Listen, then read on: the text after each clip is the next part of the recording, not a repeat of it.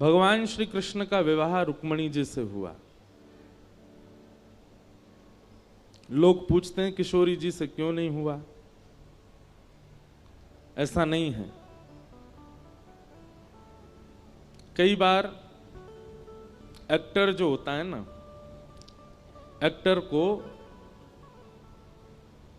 नाट्य प्रस्तुति करने वाला, उसका निज जीवन कुछ और होता है, पर मंच का जीवन कुछ और होता है। 90-99% पूरा विश्व भगवान श्री कृष्ण के मंच की लीला से अवगत है। केवल 1% ब्रज के लोग ठाकुर जी के निज लीला से परिचित हैं। सबको यह पता है ठाकुर जी ने 16,108 विवाह किए, वो सब ठाकुर जी का मंचन है, ठाकुर जी की लीला है, एक मानवों को कुछ संदेश देने के लिए और कुछ क्रम वाद्य पूर्ण करने के लिए। भगवान श्री कृष्ण की लीला बंधुओं अनुकरणीय नहीं है। एक बात हमारी बहुत ध्यान से सुनना, भगवान श्री कृष्ण जो करते हैं वो आप कभी नहीं कर सकते। प्रभु श्री राम जो करते हैं वो आप सब कर सकते हो। इसलिए हमारे पूज्य पिताजी महाराज और संत जन कहते हैं, राम ने जो किया है वो करो, कृष्ण ने जो कहा है वो करो, क्योंकि कृष्ण ने जो किया है वो आप नहीं कर पाओगे। राम जी मर्यादा पुरुषोत्तम हैं और श्री कृष्ण लीला पुरुषोत्तम हैं। भगवान श्री कृष्ण ने 1000 से ज्यादा बार कहा है संपूर्ण कृष्ण लीला में कि मैं भगवान हूं, मेरी शरण में आओ। प्रभु श्री राम ने एक बार भी नहीं कहा कि मैं परमात्मा हूं। वो एक मानव को प्रदर्शित कर रहे हैं। कई लोग कहते हैं कि भगवान श्री कृष्ण ने बहुत कुछ ऐसा किया जिससे गलत संदेश जा रहा है लोगों में। मैंने कहा गलत संदेश नहीं जा रहा है, वो मानव के बस की बात नहीं है। इसलिए मानव को लगता है कि ये कैसे संभव हो सकता है। भगवान श्री कृष्ण ने राम अवतार पहले धारण करके हम सबको संकेत किया कि करणीय ये अवतार है और श्रवणीय कृष्ण अवतार है। भगवान श्री कृष्ण कहते जो हैं वो करना है, उनकी करनी आप नहीं कर सकते।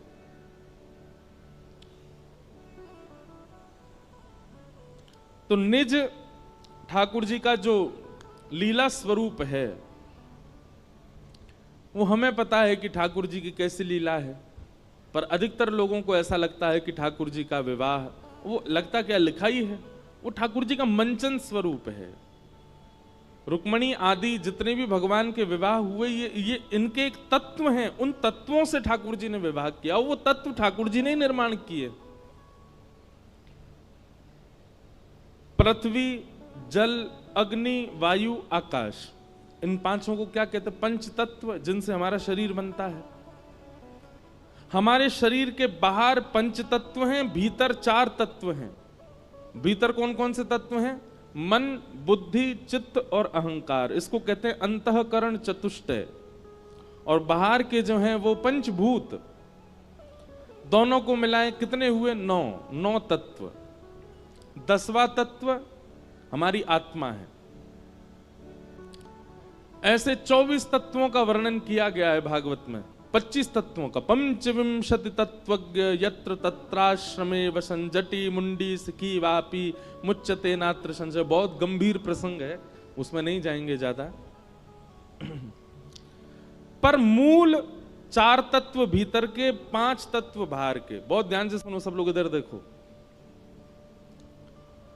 5 तत्व बाहर के हैं, पृथ्वी, जल, अग्नि, वायु, आकाश। ये भगवान की प्रमुख 5 पत्नियां हैं।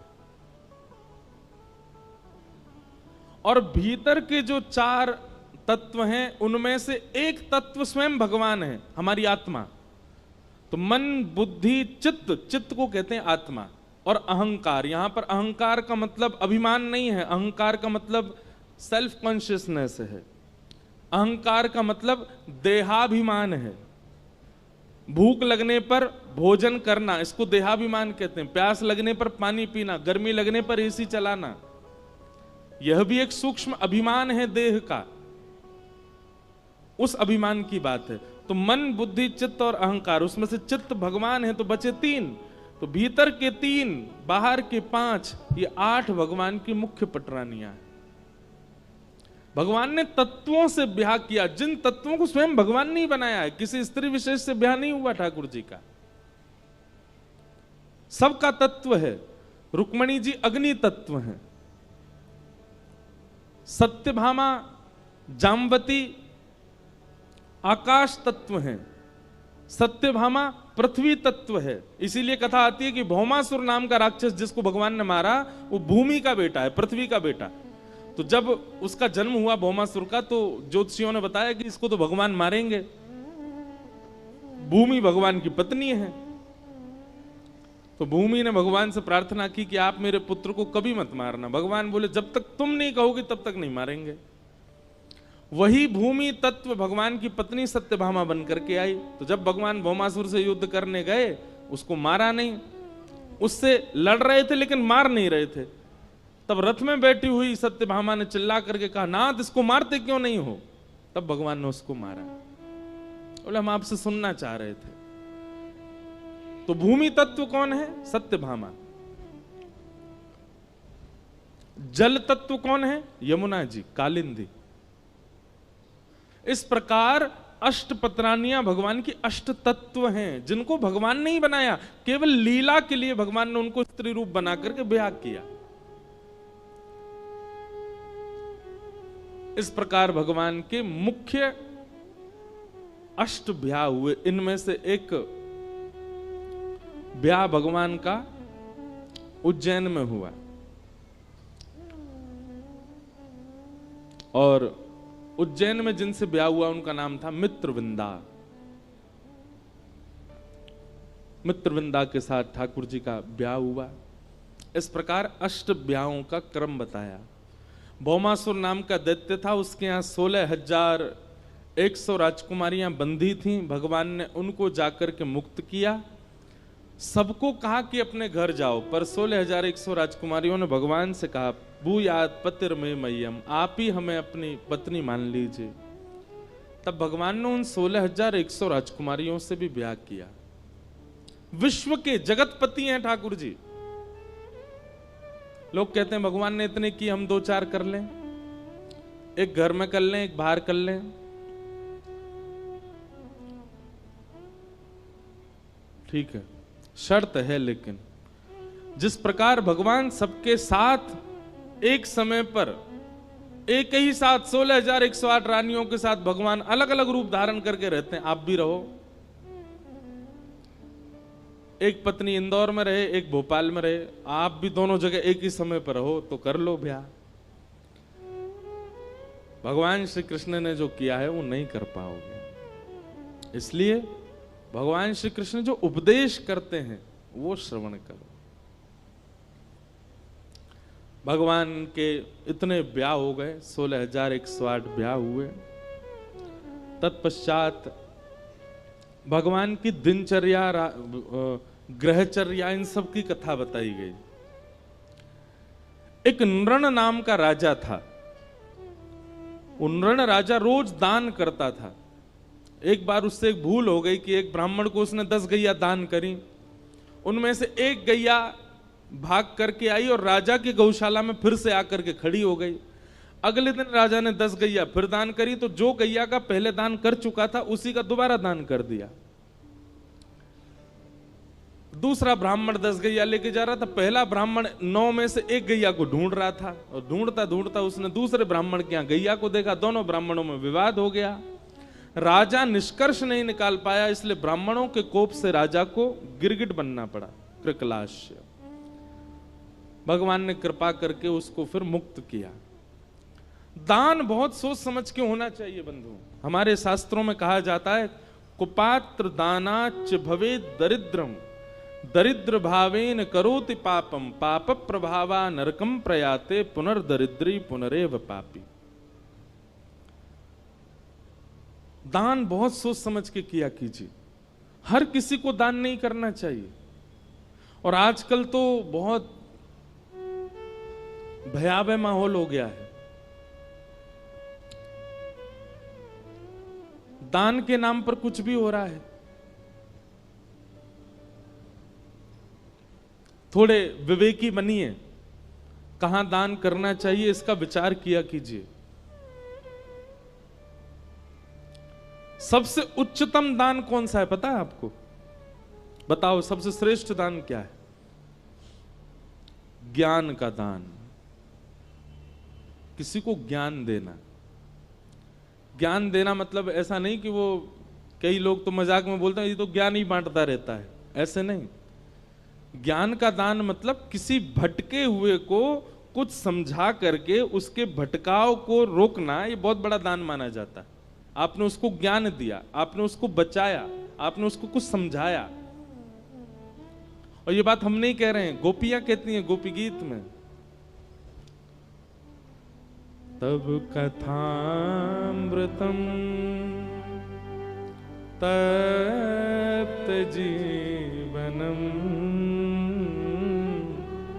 कवि भीरीडितम कल्मषापहम श्रवणमंगलम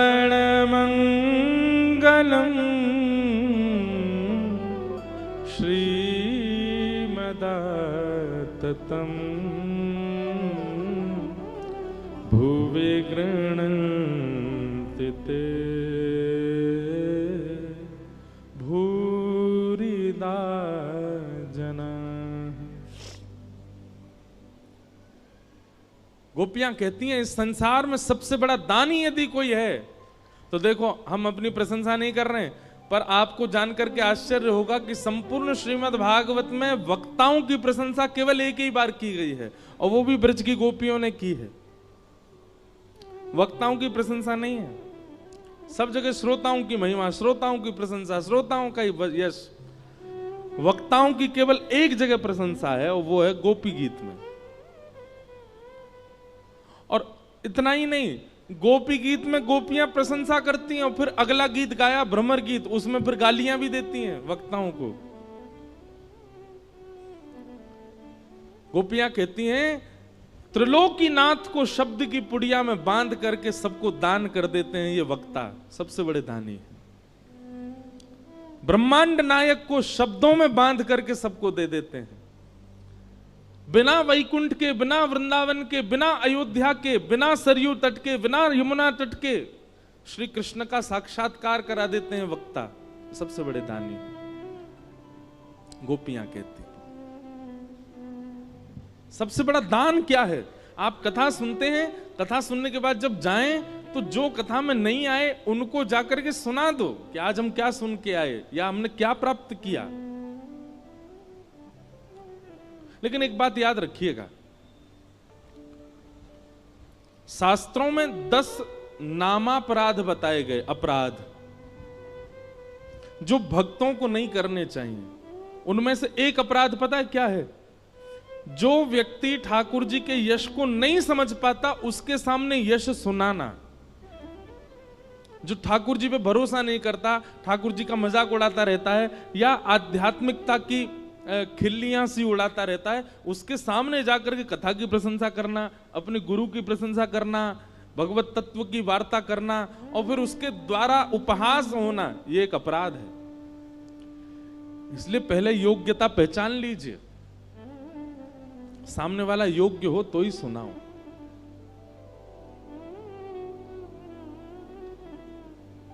वक्ताओं को बहुत अपराध लगे हुए होते हैं क्योंकि इतने श्रोता आते हैं कथा में। जरूरी नहीं है सब एक ही भाव के हों, कई लोग अलग अलग भाव के भी आते हैं, तो निश्चित है वक्ता को अपराध लगता है उसका। इसीलिए कई बातें मंच से नहीं कही जाती, स्थान देख करके, श्रोता देख करके, समय देख करके फिर सुनाया जाता है।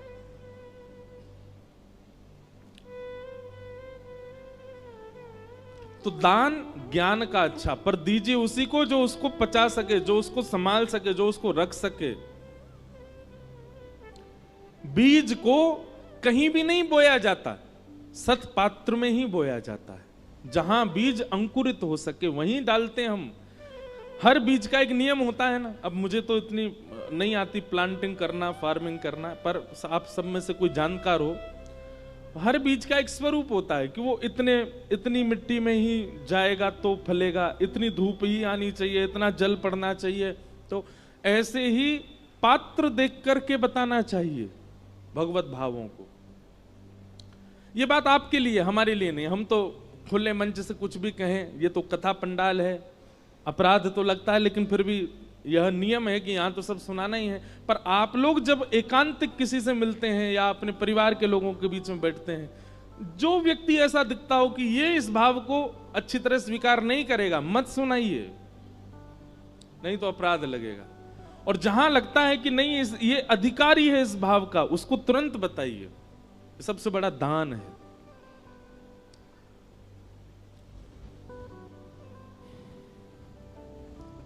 तो दान श्रेष्ठ कौन सा? ज्ञान का। अच्छा, ज्ञान का दान भी श्रेष्ठ क्यों है?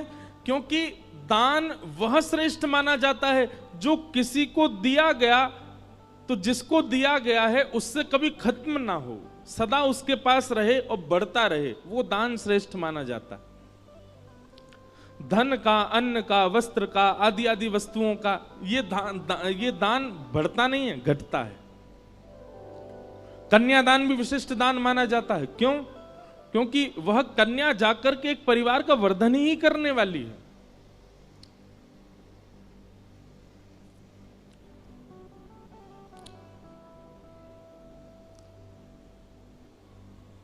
तो इस प्रकार राजा नृण की कथा बताई गई। फिर आगे प्रसंग आता है कि श्री नारद जी महाराज भगवान की गृहचर्या देखने गए कि भगवान अपने गृहस्थाश्रम में कैसे रहते हैं। तभी नारद जी ने जाकर के क्या देखा कि ठाकुर जी 16,100 राजकुमारियों के साथ एक ही समय पर अलग अलग रूप में अलग अलग भवनों में विलास कर रहे हैं, एक ही साथ। यह दर्शन करके नारद जी महाराज अत्यंत प्रसन्न हुए।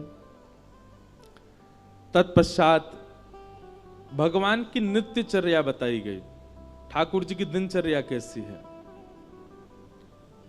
सुबह भगवान ब्रह्म मुहूर्त में उठ जाते हैं। अच्छा, एक बात सुनो, हमारा तो सिस्टम डामाडोल हो चुका है। अब कथाएं करते करते और भाग दौड़ में हमारा कोई नियम नहीं रह गया। अब सब उल्टे सीधे हो गए हैं। पर आप लोग संभालो। जिस व्यक्ति को, लिख लीजिएगा इस बात को, ठाकुर जी का जीवन में कभी साक्षात्कार करना हो, वो ब्रह्म मुहूर्त में उठना प्रारंभ कर दे। सूर्य उदय से पहले रात्रि जा रही है, उस काल में उठ करके और अपना प्राणायाम आदि, स्नान आदि करके और ध्यान निश्चित करे भगवान का। और यदि वो धाम निवासी है, लाइव में भी जो वृंदावन के लोग सुन रहे हैं कथा, प्रातःकाल ब्रह्म मुहूर्त में उठ करके स्नान करके चले जाओ, यमुना जी के तट पर जाकर के परिक्रमा करो। हमको बिहारी जी के गोस्वामी जी एक हैं हमारे बड़े, ठाकुर जी की खूब सेवा करते हैं। उन्होंने मुझको बताया, वो लाला तो एक सूत्र बता के जा रहा हूं। मैंने कहा बताओ महाराज जी। बोले काऊ दिना ऐसो नियम धारण कर लियो, जब तू ब्रज में रहवे लग जाए। अब तो हम रहते ही नहीं, हम दुनिया ब्रज में बस रही, हमारी कथा सुन के हम ही ब्रज से बाहर हैं। अब तो ये हालत हो गई है कि ब्रज जाने के लिए हमको ब्रज में कथा करनी पड़ती है तो हम ब्रज जा पाते, नहीं तो ब्रज से बाहर ही रहना पड़ता है। पर हमारे पूज्य श्री मलुकपीठ वाले महाराज जी को हमने एक बार निवेदन किया, मैंने महाराज जी कथाएं तो बहुत हो गई पर ब्रज छूट गया। तो महाराज जी कहते नहीं, आप ऐसा मत कहिए। मैंने कहा तो महाराज जी? बोले आप जहां जाते हैं वहीं ब्रज प्रकट हो जाता है। बोले वक्ता जहां जाते हैं, कथा सुनाते हैं, ब्रज की लीला कहते हैं, वो ब्रज ही प्रकट हो जाता है। तो बोले आपको ब्रज आने की आवश्यकता नहीं, ब्रज तो आपके संग ही रहता है। तो मन को फिर आराम हुआ, शांति हुई। अभी चंडीगढ़ में वृंदावन प्रकट उत्सव था, मतलब कथा सप्ताह थी पर उसमें वृंदावन प्रकट के भाव ज्यादा होते थे। अभी तक हमको बताते हैं कि महाराज जी वो मेला ग्राउंड था जहां कथा थी। अब लोग बाग वहां जो नित्य नियमित कथा सुनते थे, वो वहां से अपने दफ्तर, ऑफिस, कॉलेज कहीं भी जाते हैं, रुक करके वहां उस स्थान को प्रणाम करते हैं, वहां की रज लगाते हैं। बोले वृंदावन है, यहाँ कथा हुई। और अब चंडीगढ़ के सब लोग लगे हैं उसका नाम मेला ग्राउंड ना करवा करके सीधा वृंदावन ही करवा रहे हैं। वो वृंदावन है ये। यहाँ कथा हुई।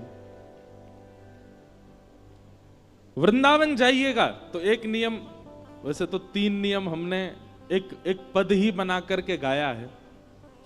राधिका रानी जी, वृषभानु दुलारी जी, राधिका रानी जी, वृषभानु,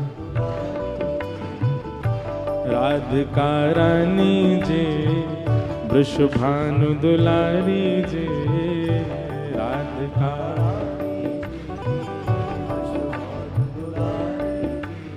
ओ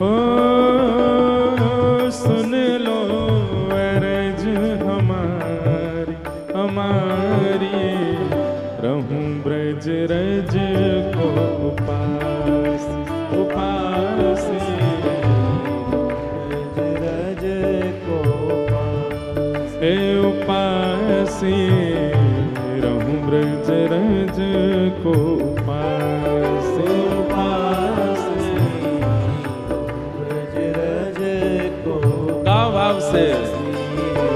राधिका रानी जी, वृषभानु दुलारी जी, राधिका रानी जी, वृषभानु दुलारी जी, राधिका रानी जी, वृषभानु दुलारी जी, राधिका रानी जी, वृषभानु दुलारी जी।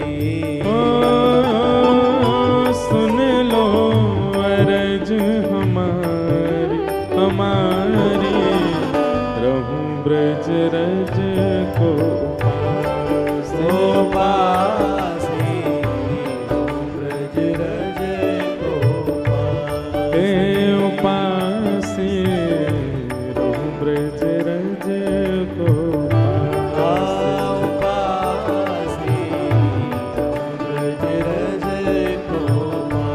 वृंदावन जावे वाले को पहलो नियम ध्यान से सुनिएगा।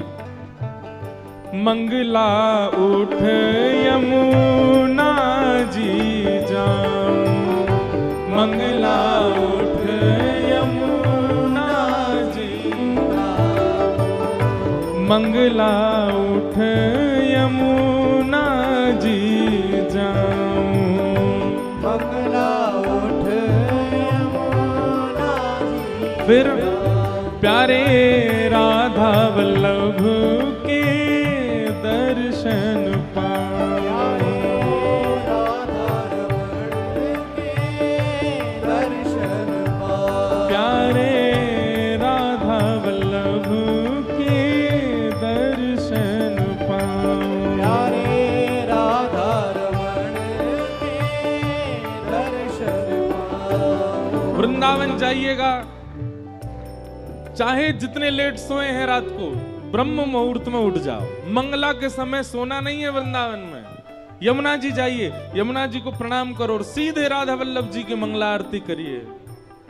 राधा वल्लभ के दर्शन पाऊं, राधा वल्लभ के दर्शन पाऊं। कृपा अभिलाषी जी, राधा रानी जी, कृपा अभिलाषी जी, श्री राधा रानी जी। ओ कृपा अभिलाषी जी, कीरत सुत प्यारी जी, कृपा अभिलाषी जी, कीरत सुत प्यारी जी। ओ सुन लो अरज हमारी हमारी, रहूं ब्रज रज को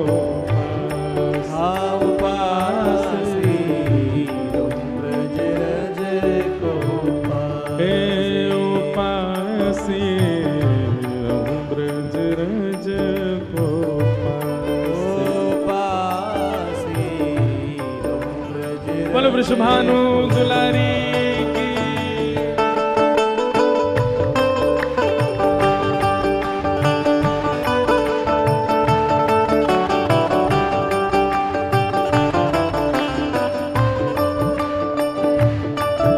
वृंदावन धाम की, राधा रमण लाल की।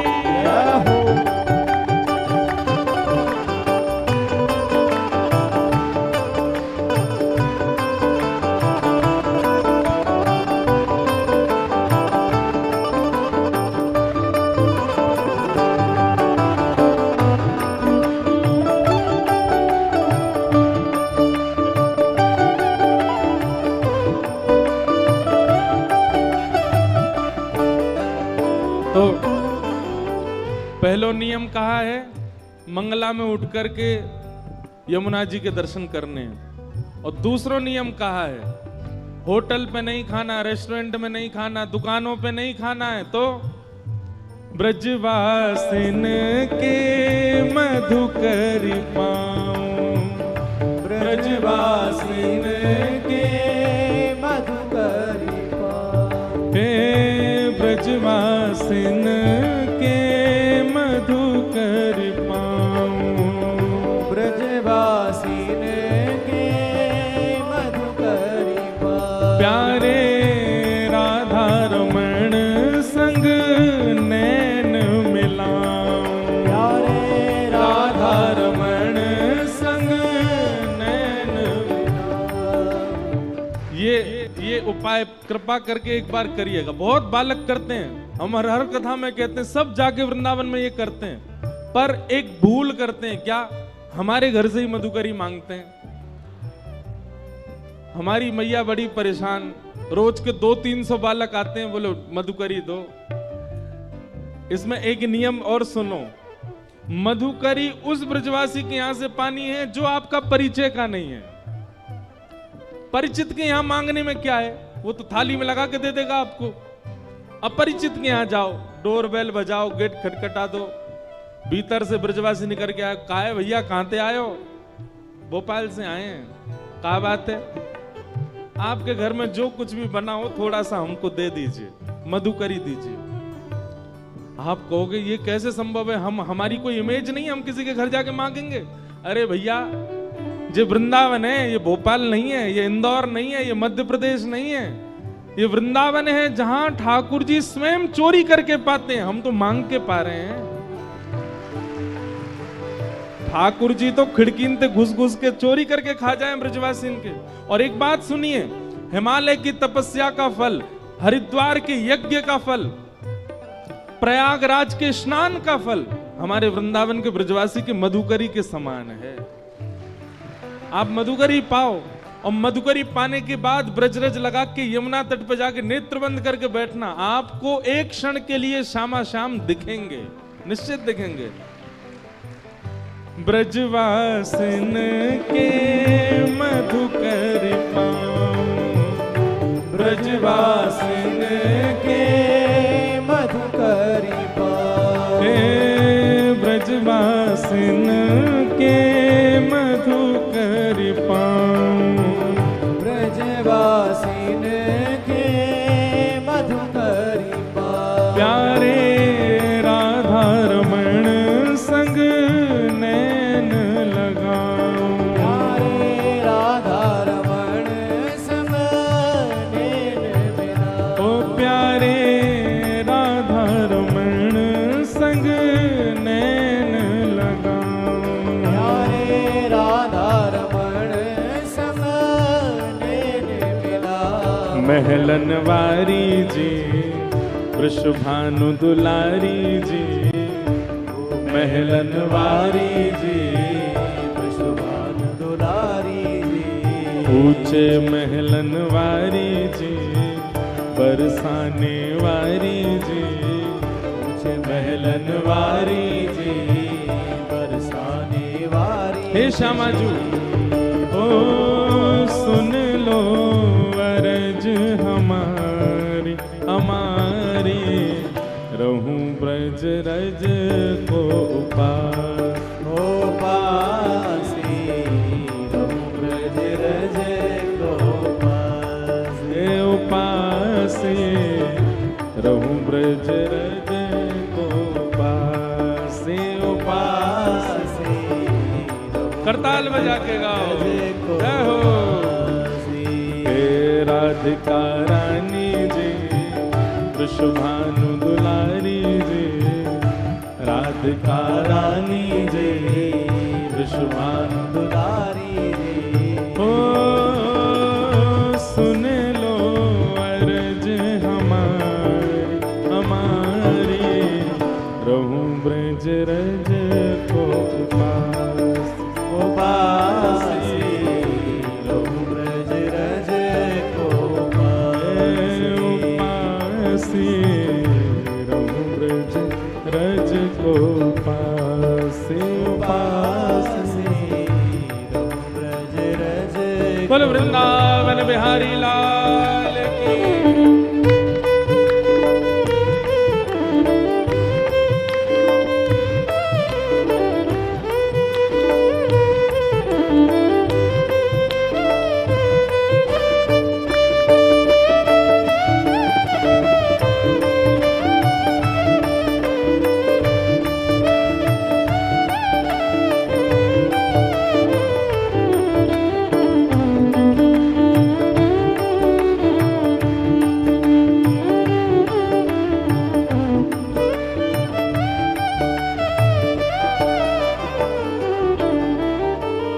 पहलो नियम मंगला में उठवे को, दूसरो नियम ब्रजवासीन के घर की मधुकरी पावे को, और तीसरो नियम रसिक जनन की सेवा पाऊं, रसिक जनन की सेवा पाऊं, ब्रजवासिन की सेवा पाऊं, ब्रजवासिन की सेवा पाऊं, प्यारे कुंज बिहारी के दर्शन पाऊं, प्यारे कुंज बिहारी के दर्शन पाऊं, प्यारे बांके बिहारी के दर्शन पाऊं, प्यारे बांके बिहारी के दर्शन पाऊं। जैसे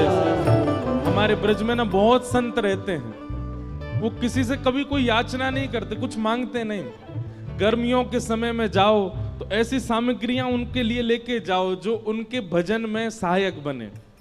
जैसे हम कभी कभी गिरिराज जी में भयंकर गर्मी होती है तो ग्लूकोज बांट के आते हैं सारे संतों को कि वो पान करें, उससे उनको लाभ मिले।